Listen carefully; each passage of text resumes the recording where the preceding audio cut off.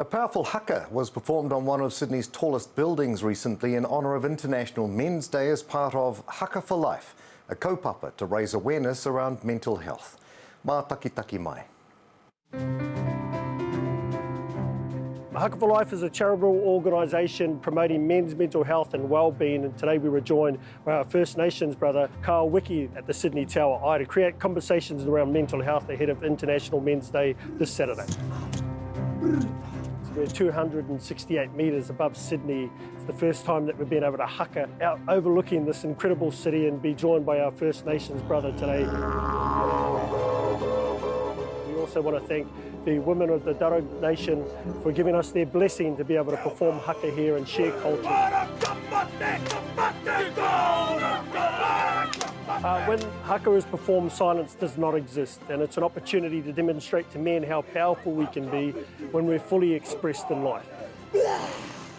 In behalf of Merlin Entertainment and the Sydney Tower Eye, we would like to thank Haka For Life, and I'm so honoured to help you guys with this opportunity. And it's so important to talk about men's mental health and share other cultures, so I'm very happy to do it on a skywalk.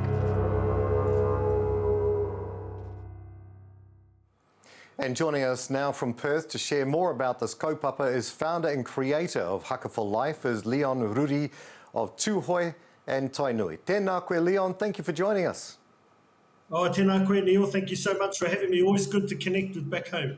Yeah, it's good to have you here. Look, last week you performed kamate on the skywalk at the Sydney Tower Eye and were joined by Ao Wiki, Wiradjuri man. Why was it important to include him in this kaupapa? Look, I think it's vitally important for us as Māori, especially being in Australia on the whenua of the Darug Nation, even though our brother Ao Wiki is a Wiradjuri man. And it's important, I think, first and foremost for us to be Māori, we must always acknowledge our tangata whenua over here in Australia. And even though I say as brother Ao Wiki joined us on that day, he's a Wiradjuri man, which is just sort of on outside of Sydney.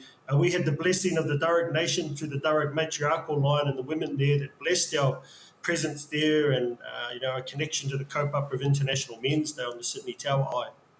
Yeah, what was the experience like for you and those involved? Did you feel the mana and mauri as you were up there performing the haka over the Gadigal land of the Darug Nation?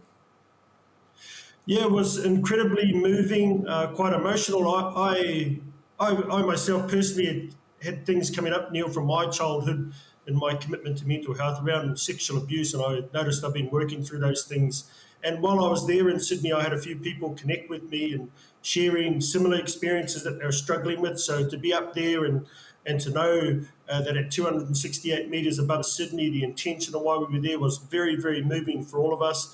It was wonderful too because we had a young rangatahi there, Javen Davies, and his Whānau from Kawhia back home, to take a young man up there, knowing the impact that mental health is having on our young ones, not only back home but also in Australia, was incredibly special too.